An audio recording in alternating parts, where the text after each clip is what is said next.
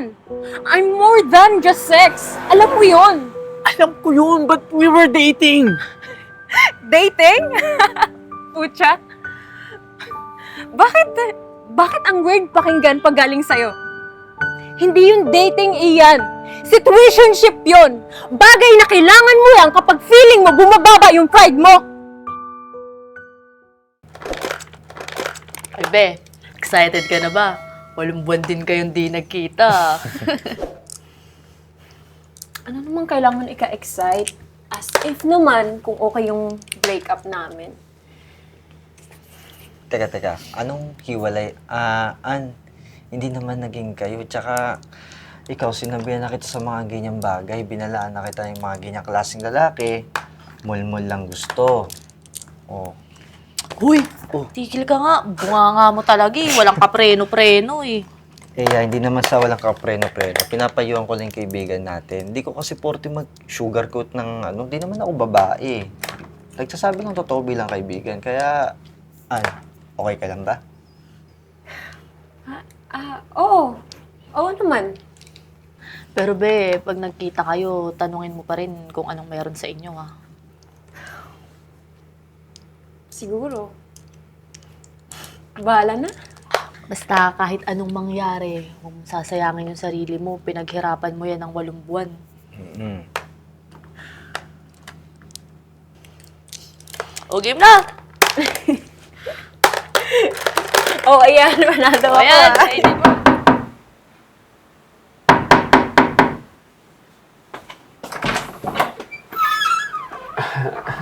Nandito ko na pala. Naghahanda lang ako ng maluluto eh. Tara, pasok ka. Feel at home. Sige.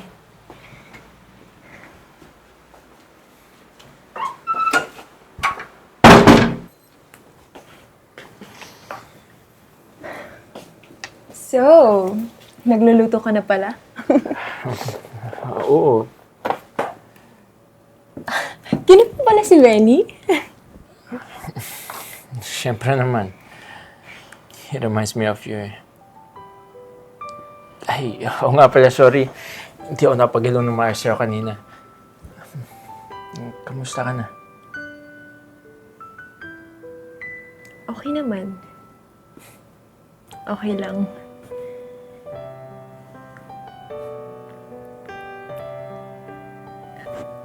Ay, yung hinihiwang. Ay, ako nga pala, sorry.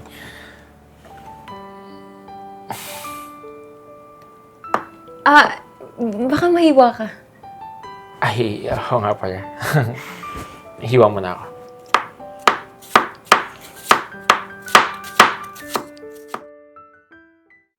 Grabe. Ito talagang the best food dito sa Coffee Buddy.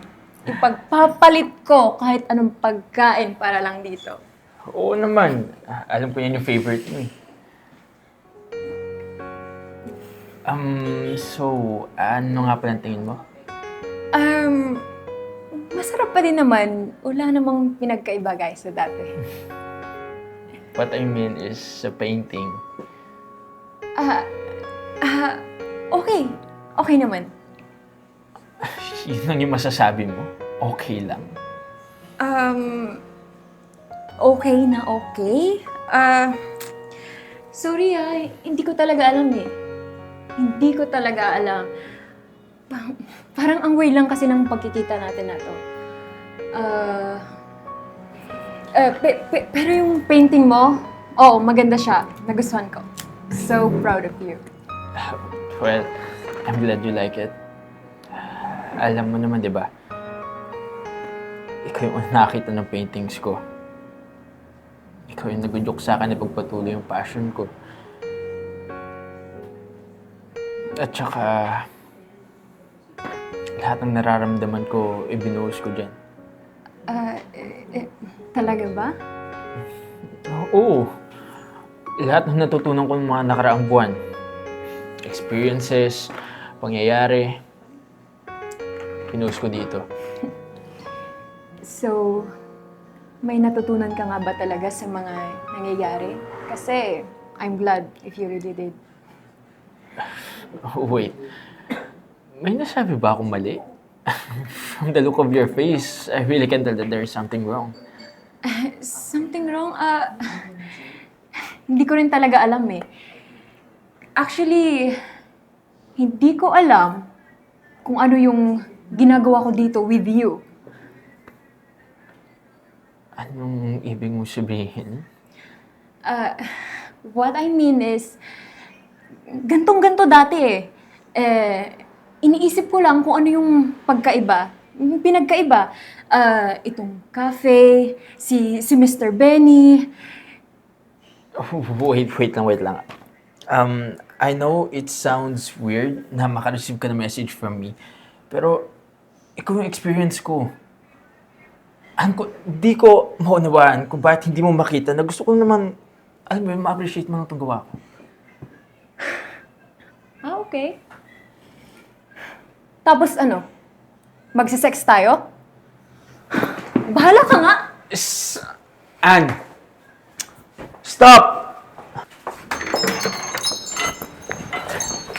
Ann! Ann! Why do you have to bring it up? I didn't force you to come here in the first place. Alam ko naman gusto mo ipagkita sa akin as much as I want to. Okay. Sige. Ilagay natin ulit lahat ng sisi sa akin. Yes. Tama ka. Ginusto ko rin naman na pumunta dito. Kasi akala ko may pagbabago na. Seems like you still want the same thing from me and that's it. Akala ko okay na yung 8 months para makapag-isip ka. Alam mo pa yung nangyari sa akin, di ba? Oo. Alam ko. Gusto mo mag-focus sa pagpe-painting, focus sa business, focus sa self-growth mo, at kung ano-ano pa. Ngayon, ano naman yung self-destruction mo? Babalik ka ng school? Sasali ka ng mga competition? Stop it. I'm not doing this. Hindi.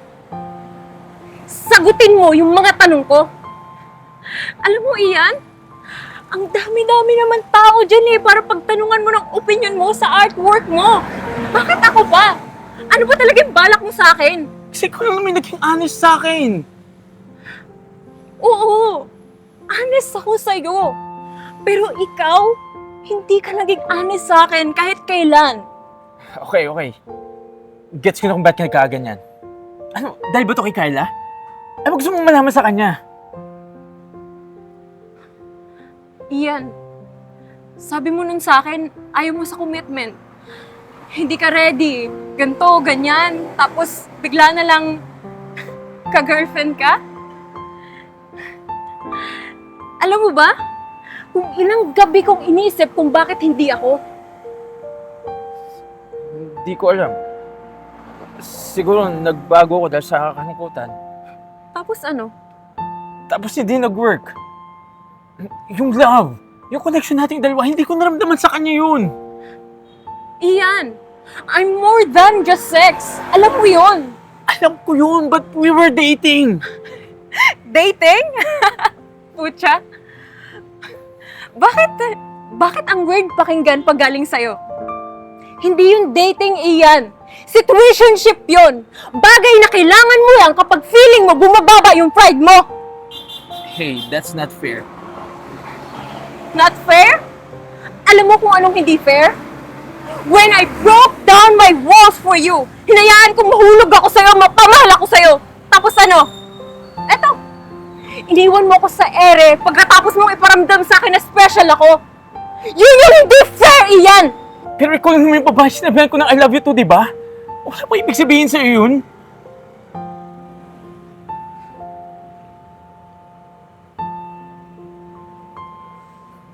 Meron. Pero, tingnan mo tayo ngayon. Ikaw, di ka pa rin sigurado kung bakit tayo andito. Sabihin mo sa akin, ano ba talagang kailangan mo sa akin? Okay, sige. I want you back in my life. I want you back in my life.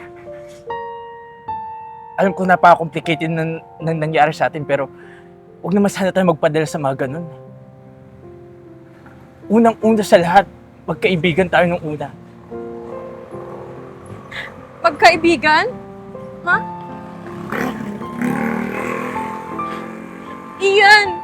Alam mong hindi ko kaya makipagkaibigan sa'yo. Kasi alam mo kung bakit? Kasi mahal kita. Mahal na mahal kita. Alam mo kung ano yung problema? Dahil hindi ako sapat para higitan pa ang pagkakaibigan na yun.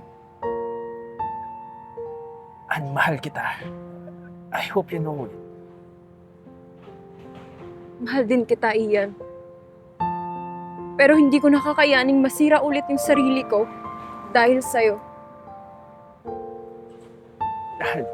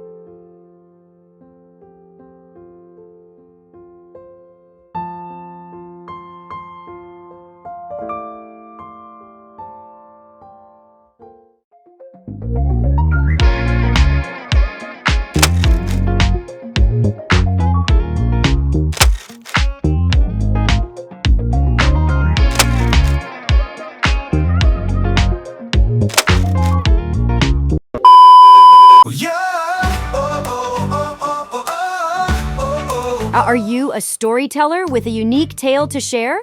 We invite you to submit your featured stories for the chance to be transformed into captivating short films. Whether it's a thrilling adventure, a heartwarming drama, or a thought-provoking narrative, we want to bring your words to life on the screen. Join us in celebrating creativity and storytelling. Submit your story today and let's create something extraordinary together. Bawat sandali, kapanapanabik sa Tibon, Manila, buhay ay maghubog. Okay ka lang? oo naman. Ba't naman di ako magiging okay? Tatanungin mo ako tungkol kay Mr. Bibol? Oo. Ay, wait lang. Yun na ba yun? Oh, nakita mo. Ah, okay. Yung pinaprepare mo. So, nga pala, sorry.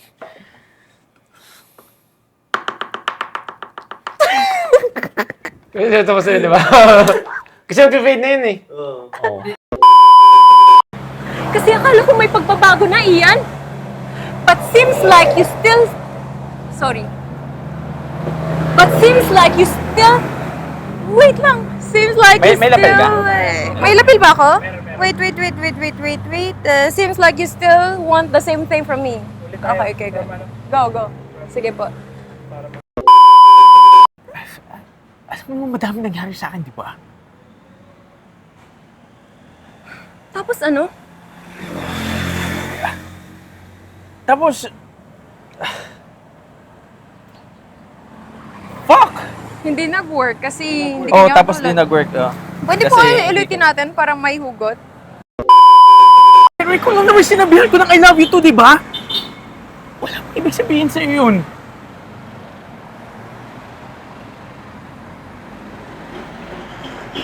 Tapos titingin ka ng malayo. Ay, sabi ni direct word daw yun. Titingin ka. Ako yung titingin ng malayo. Okay. Hi, I'm Ea Aison.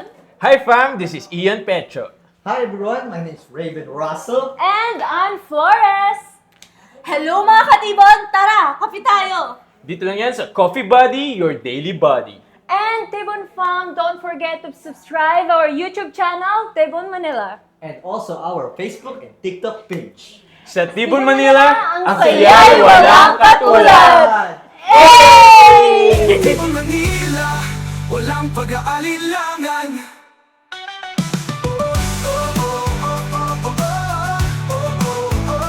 Tibon, Manila, walang pag-aalilangan. Sa ilalim ng mga bituin, tayo'y magkasama. Sa musika at sayaw walang kapantay na ligaya. Ang gabi dumadaloy, puno ng pagmamahal.